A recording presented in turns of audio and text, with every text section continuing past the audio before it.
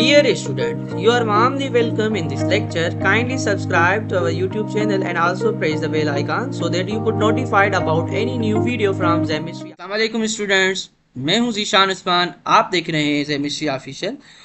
आज हमारा third lecture है जिसमें हम डिस्कस करेंगे Muslim period in the field of chemistry. Lecture start करने से पहले आप स्टूडेंट्स को ये रिक्वेस्ट है, अगर आप हमारे चैनल पे न्यू आए हैं तो काइंडली हमारे चैनल को सब्सक्राइब करें और बेल आइकन को जरूर प्रेस कर लें ताकि हर आने वाली न्यू वीडियो के बारे में आपको इन्फॉर्मेशन मिल सके। करते हैं आज की जो हमारी लर्निंग ऑब्जेक्टिव है वो कुछ इस तरह से है। हमने डिस्कस करना है Muslim period in the field of chemistry, जिसमें हमने डिस्कस करना है जाबिर बिन हयान को, उनकी कंट्रीब्यूशन को, अल राजी को डिस्कस करना है, उसके अलावा उनकी कंट्रीब्यूशन को। थर्ड पे हमने डिस्कस करना है अल बेरूनी को, उनकी कंट्रीब्यूशन को, और लास्ट में हमने इब्ने सीना, एविसीना को डिस्कस करना है और उसके अलावा उनकी कंट्रीब्यूशन डिस्कस करनी है केमिस्ट्री की फील्ड में। हम डिस्कस करें मुस्लिम पीरियड की इंट्रोडक्शन को। The introduction about Muslim period. The Muslim period was from 600 AD to 1600 AD in the history of chemistry and is known as period of alchemist। अगर हम मुस्लिम पीरियड को देखें तो मुस्लिम पीरियड जो था वो मुसलमानों का जो दौर था वो कहाँ से स्टार्ट हुआ है, 600 ईस्वी से स्टार्ट हुआ है और उसके अलावा एंड कहाँ तक हुआ है, 1600 AD तक। अब इनके पीरियड को क्या कहा जाता था, पीरियड ऑफ अल्केमिस्ट कहा जाता था।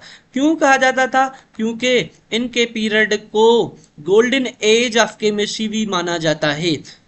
Golden age in the history of chemistry,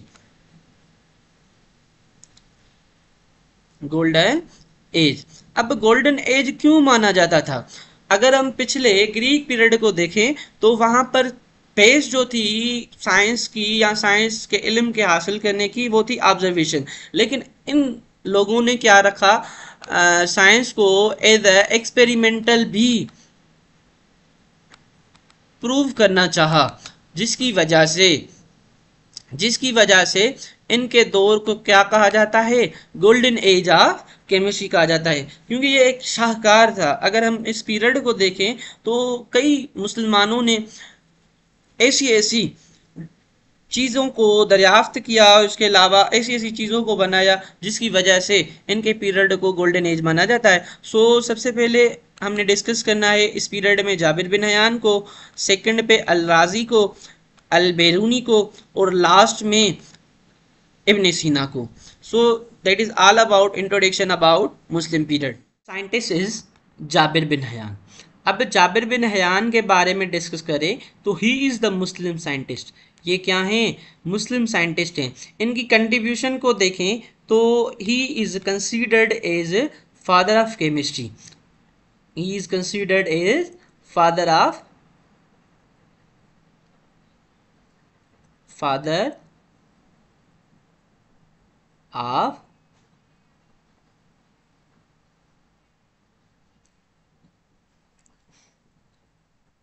chemistry. अब फादर ऑफ केमिस्ट्री क्यों माना जाता था जाबिर बिन हयान को, उसके पीछे रीजंस ये हैं कि उन्होंने एक सिस्टमेटिक वे डेवलप किया था किसी भी इल्म को हासिल करने के लिए। ठीक है, चाहे फिर केमिस्ट्री क्यों ना हो, सिस्टमेटिक वेज लाना किसका काम था, जाबिर बिन हयान का। ठीक है, तो सिस्टमेटिक तरीक़ेकार किसने लाया था, जाबिर बिन हयान ने। अब इनकी कंट्रीब्यूशन को देखें तो ही इन्वेंटेड एक्सपेरिमेंटल मेथड्स। इन्होंने एक्सपेरिमेंटल मेथड्स तैयार किए थे जिसकी मदद से क्या किया जाता था, जिसकी मदद से नाइट्रिक एसिड को तैयार किया जाता था, किसमें, लेबॉर्ट्री में। Nitric acid HNO3। ठीक है, इसको अगर प्रिपेयर करना है तो उसके तरीक़ेकार किसने डेवलप किए थे, किसने इन्वेंट किए थे, जाबिर बिन हयान ने। उसके अलावा HCl जो कि स्टमक में मौजूद होती है, हाइड्रोक्लोरिक एसिड, उसको भी अगर प्रिपेयर करना है उसके भी तरीक़ेकार किसने बताए थे, जाबिर बिन हयान ने। एंड वाइट लेड और सफ़ेद शिया, उसको भी प्रिपेयर करने के लिए जो तरीक़ेकार बताया था वो किसने बताया था, जाबिर बिन हयान ने। सेकंड पे जो इनकी कंट्रीब्यूशन है, he developed the methods of extraction of metals. अब अगर किसी भी मेटल को किसी और में से किसी मिक्सचर में से हमने एक्सट्रैक्ट करना है, सेपरेट करना है, उसके भी मेथड्स किसने डेवलप किए थे? जाबिर बिन हयान ने डेवलप किए थे। लास्ट में he also developed the methods of dyeing clothes. अब कपड़ों को रंगने के भी तरीक़ेकार किसने बताए थे? जाबिर बिन हयान ने बताए थे, जिसकी वजह से उनको फादर ऑफ केमिस्ट्री माना जाता है। इनका फेमस बुक किताबुल कीमिया है, जिसमें सारा इनका फ्रेमवर्क जो केमिस्ट्री की फील्ड में वो सारा लिखा हुआ है। अब अगर हम जाबिर बिन हयान या फिर ओवरऑल सभी मुसलमान साइंसदानों की इम्पोर्टेंस का आलम देखें तो अल्लाह तबारक व तआला हुज़ूर सल्लल्लाहु अलैहि वसल्लम की तालीमात की वजह से उनको हर उलूम में महारत हुआ करती थी, चाहे कौन सा भी सब्जेक्ट हो, चाहे फिज़िक्स हो, एस्ट्रोनॉमी हो, मेडिसिन हो, हर सब्जेक्ट में ताला की और हुज़ूर सल्लल्लाहु अलैहि वसल्लम की तालीमात की वजह से उनको दुनिया में पजीराई हुआ करती थी। So that is all about Jabir bin Hayyan. Second पे जो मुस्लिम साइंटिस्ट है वो है अल राज़ी। अब अल राज़ी के बारे में पढ़ें तो he is the Muslim scientist. ये मुसलमान साइंटिस्ट थे, मुसलमान कीमियादान थे। ही वाज फ्राम 862, इनकी पैदाइश हुई है। उसके अलावा 930 AD। इनकी कंट्रीब्यूशन देखें तो he prepared the ethyl alcohol, ethanol को प्रिपेयर करना था by fermentation process. Fermentation process की मदद से क्या तैयार करना? Ethyl alcohol. अब इथाइल अल्कोहल उस टाइम पे मेडिसिन के लिए इस्तेमाल होता था, ठीक है। फर्मेंटेशन प्रोसेस क्या होता है? एक प्रोसेस होता है जिसमें क्या किया जाता है, जिसमें ग्लूकोज को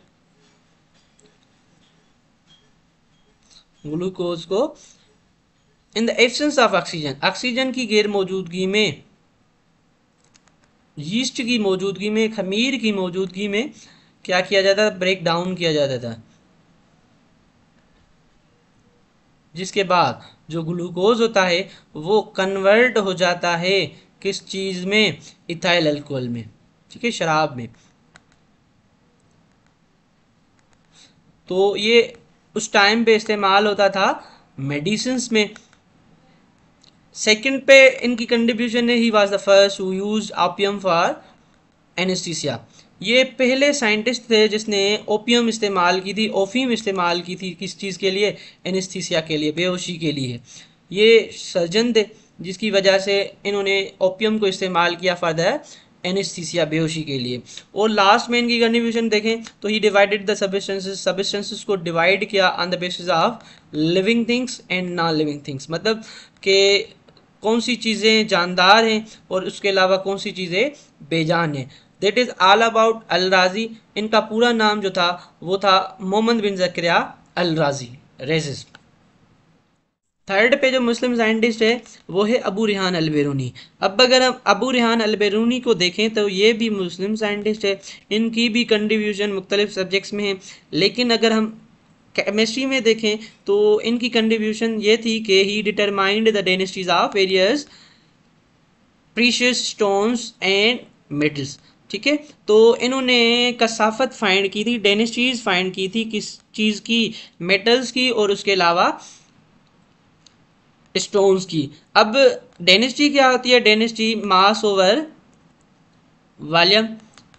ये किसने फाइंड की थी? ये अबू रेहान अल बेरूनी।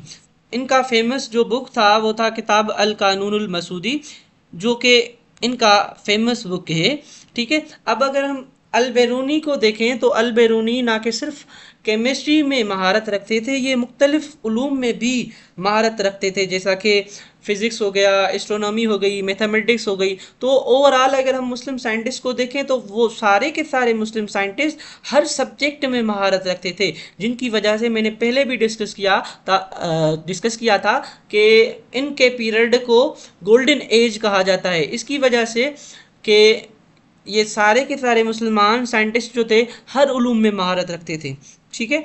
सो that is all about Al Biruni. Last scientist, very important scientist, Ibn सीना।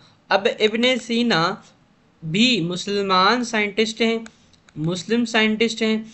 इनकी इम्पोर्टेंस का आलम ये है कि ये आज भी मगरब में, यूरोप में एविसीना के नाम से मशहूर है। किस नाम से? एविसीना के नाम से क्या है? आज भी मशहूर है। अब इनको फादर ऑफ मॉडर्न मेडिसिन जो दवाइयाँ हैं उनका आज भी फादर ऑफ मॉडर्न मेडिसिन कहा जाता है।